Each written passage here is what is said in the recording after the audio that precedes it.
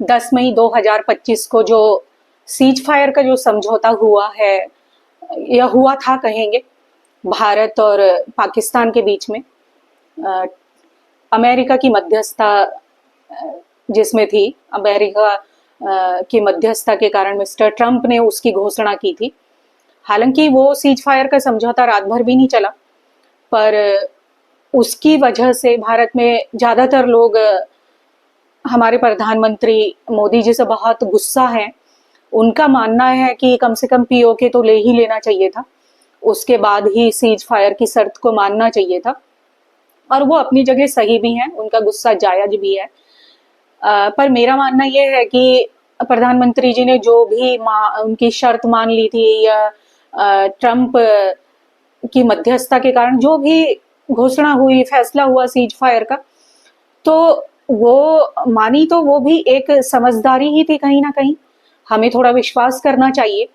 मुझे अपनी तरफ से यही लगता है कि जो मोदी जी ने वो घोषणा मान ली थी, वो सिर्फ किसी डर के कारण नहीं मानी।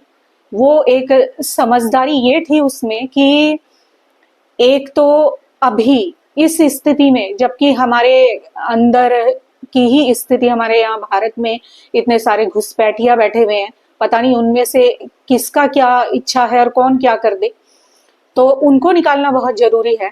अंदरूनी जो हमारा कलह है उसको मिटाना बहुत जरूरी है, पहली बात।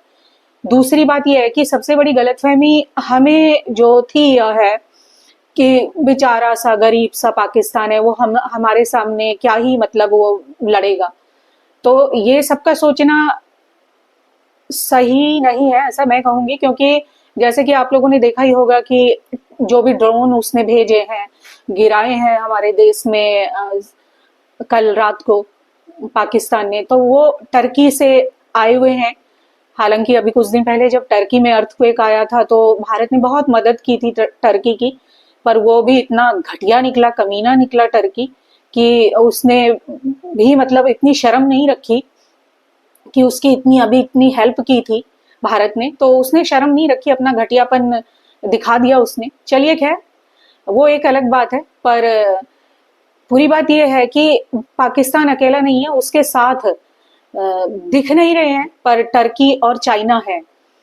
तो भारत को इसलिए समझदारी इसी में थी कि अब अगर हम लड़ते हैं तो अकेला पाकिस्तान नहीं लड़ रहा है, हमारे साथ इनडायरेक्टली चाइना और टर्की भी लड़ रहे हैं। वो उसको हथियार देंगे ही देंगे और वो लड़ सकता है आसानी से, क्योंकि जब भी भारत को नुकसान पहुंचाने की बात आएगी तो चाइना बढ़ चढ़ करके साथ देगा। हालांकि चाइना के जो भी वेपन्स या टर्की के जो भी ड्रोन वगैरह जो भी यूज किए पाकिस्तान ने, उनका कुछ हस्र बहुत अच्छा नहीं हुआ। और भगवान की कृपा है कि हम लोग डिफेंस के मामले में हमारी सेना बहुत अच्छी है, हमारे पास उनको रोकने के लिए पर्याप्त हमारे पास हथियार हैं और हम रोक पाए बहुत आसानी से। हमारी सेना या हमारा डिफेंस कभी भी कमजोर नहीं था। आज भी अगर हम लड़ाई पे आ गए तो बहुत अच्छे से लड़ सकते हैं। पर मुझे लगता है कि अननेसेसरली अपने हमारे भी उसमें सोल्जर्स अभी वीर गति को प्राप्त हुए हैं, और आगे भी हो सकते थे, होंगे ही। जब भी युद्ध होता है तो सोल्जर्स मारे जाते हैं, पर अभी उनको ये सब करने का समय नहीं है। क्योंकि पाकिस्तान को अच्छे ढंग से मजा तो चखा ही दिया है इंडिया ने। और उसके जो मेन था हमारा कि पहलगाम का बदला लेना, उसके आतंकवादियों, उसके यहाँ जो वैसे तो सारे वो आतंकवादी हैं, पर जो मेन उनके आतंकवादी थे उनको सबक सिखाना, तो वो अच्छा खासा सबक सिखा दिया। उनके ठिकानों में खूब अच्छे से बमबारी कर दी गई है और वो मारे भी गए हैं। तो जो अपनी जो मेन जो लक्ष्य थे, एजेंडे थे, वो तो भारत ने पूरे कर ही लिए। और अभी बेवजह फिर कि अपने सोल्जर्स को हम सेक्रीफाइस करें, उस वो मुझे इसलिए सही नहीं लगता पीओके लेना। क्योंकि पीओके में क्या है, सारे गद्दारी तो बैठे हुए हैं। तो ऑलरेडी जब हमारे देश के अंदर बहुत सारे गद्दार हैं, बहुत सारे घुसपैठिए हैं, तो उन सबको मिलाना, मुझे नहीं लगता कि अपने देश में उन्हें मिलाना सही होगा। उनका खात्मा पहले एक बार हो जाए अच्छे से, उसके बाद पीओके तो लेंगे ही लेंगे, आज नहीं तो कल। पर अभी समझदारी ये है कि अच्छे से मजा चखा दिया है, कम से कम 10 साल पीछे हमने पाकिस्तान को कर दिया है। जो कह रहे हैं कि लोन लिया है उसको लोन मिल गया, ऑफ कोर्स मिल गया, लेकिन वो लोन भी वो अपने विकास में नहीं खर्च करेगा, बल्कि जो उसको क्षति हो गई है, उसके जो भी मतलब जो हथियार थे, औजार, उसके पास वेपन्स थे, तो वो सब खत्म ही हो गए। तो उसको दोबारा से, उसका तो अस्तित्व वही है, लड़ने के सिवाय वो करता ही कुछ है नहीं। उसको अपने न तो अपने देशवासियों की चिंता है, न अपने सोल्जर्स की चिंता है, मरते हैं तो मरे, तो उनको तो कोई फर्क नहीं पड़ता, लेकिन हमें तो फर्क पड़ता है। हमारे एक भी सोल्जर का बलिदान व्यर्थ नहीं जाना चाहिए। और अभी भी जो बलिदान हुए हैं वो व्यर्थ नहीं हुए, उनकी अच्छे से अ, मजा चखाया है उन्होंने। और आगे भी सेना हमारी बिल्कुल खूब कभी भी किसी भी देश का, किसी भी दुश्मन का सामना करने के लिए हमेशा तत्पर है। और सेना ही क्यों, बहुत सारे बच्चे अभी, बहुत यूथ, चंडीगढ़ में भी आपने देखा होगा कि जब अभी कोई शॉर्ट उनको ट्रेनिंग दी जानी थी फाइट की, या फिर जो सोल्जर्स हैं उनके हेल्प करवाने की कोई वो ट्रेनिंग थी, शॉर्ट ट्रेनिंग थी, तो उसमें इतने सारे बच्चे बड़ी साहस के साथ आगे बढ़े कि नहीं, हम वो ट्रेनिंग करेंगे और हम हेल्प करेंगे, हम जाएंगे युद्ध में। तो बहुत ही एक भावात्मक, मतलब बहुत एक नजारा था। और इसमें तो कोई दो राय नहीं है कि जो बच्चे हमारे रेल में लगे रहते थे, वो देशभक्ति का जज्बा उनके अंदर आया है। तो हमने खोया कुछ है नहीं, और हम भविष्य में पाएंगे भी। सबसे बड़ी बात है कि ऑफिशियली कोई भी युद्ध की घोषणा कोई भी हमने की नहीं थी, और सीज फायर की भी कोई घोषणा की नहीं है। युद्ध स्थगित हुआ है, युद्ध खत्म नहीं हुआ है। जब भी भारत को लगेगा कि अभी फिर से मजा चखाने की जरूरत है पाकिस्तान को, तो वो बिल्कुल फिर से, हमारी सेना कमर कस के तैयार थी हमेशा और तैयार है।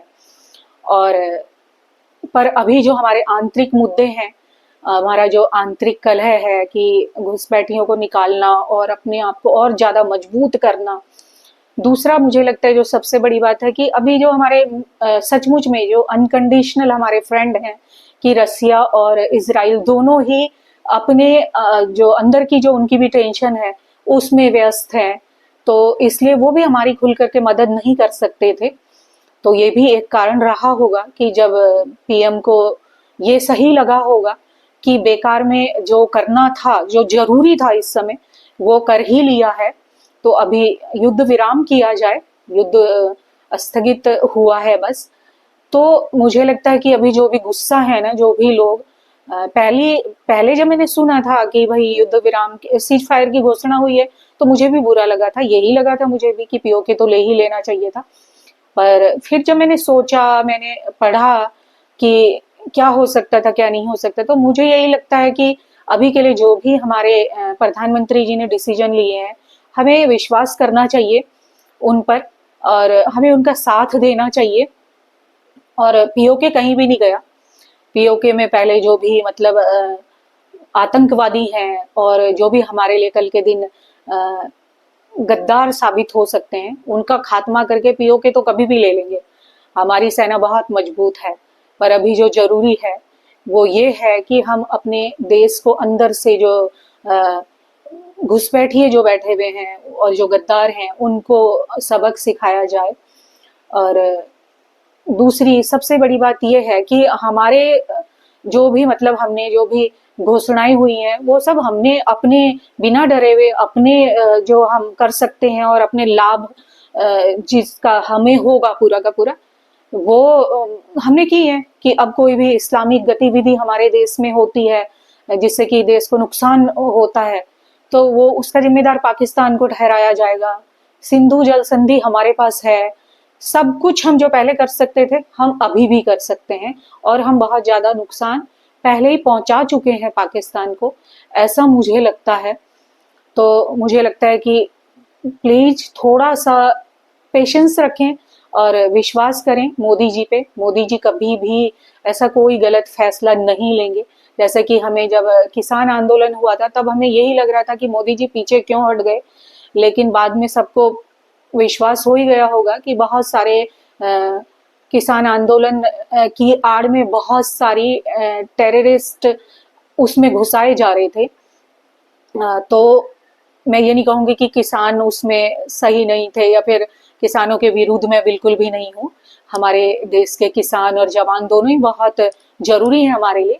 लेकिन किसान तो भोले-भाले ही हैं, जो उसमें थे, जो नहीं भी थे उसमें शामिल, वो भी सब देश के लिए बहुत आवश्यक हैं। लेकिन उसमें कुछ गद्दार तो थे ही, तो वो भी अपनी जो उसके नाम पे, किसान आंदोलन के नाम पे जो आतंकवादी घुसाए जा रहे थे, तो वो सबके सामने आई है बात कि ऐसा कुछ हो रहा था। तो इसीलिए वो आंदोलन भी वापस लिया गया था और उस आंदोलन का हश्र फिर पंजाब सरकार ने खुद कैसे, जो पहले बढ़ावा दे रही थी, फिर कैसे किया, उसमें कैसे मारा गया किसान आंदोलनकारियों को। तो ये सब एक अलग चीज है, अभी अलग टॉपिक है। पर मेरा कहने का मतलब ये है कि उस समय हमें यही लग रहा था कि मोदी जी क्यों पीछे हट गए, लेकिन बाद में सबको पता चला ना कि वो सही फैसला था। उसी तरह से मुझे लगता है कि ये भी बिल्कुल सही फैसला है।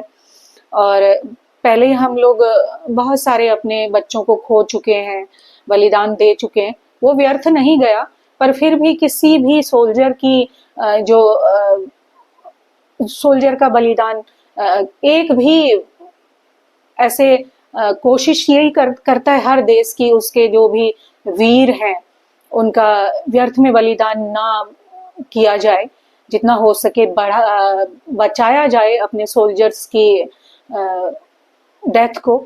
तो वही सोच करके, वही समझ करके, बाकी बहुत ज्यादा रणनीति और राजनीति का तो मुझे पता नहीं, पर मुझे विश्वास है पीएम पर। और आप भी विश्वास रखें, बस मैं यही सबसे प्रार्थना करूंगी, थोड़ा सा समय दें। अभी बहुत हमारे हालात ऐसे हैं कि हम अपने देश का, देशवासियों का साथ रखें, कोशिश करें कि सिर्फ सुन करके बहुत मतलब पैनिक ना होए और ऐसी सिचुएशन ना पैदा करें कि हमारे देश में अशांति हो। बस यही मैं कहना चाहूंगी। बाकी प्लीज अगर किसी को भी मेरी बात बुरी लगे तो माफ कीजिएगा, और आपके क्या विचार हैं इस बारे में मुझे जरूर बताइएगा वीडियो पर कमेंट करके। जय हिंद, जय भारत।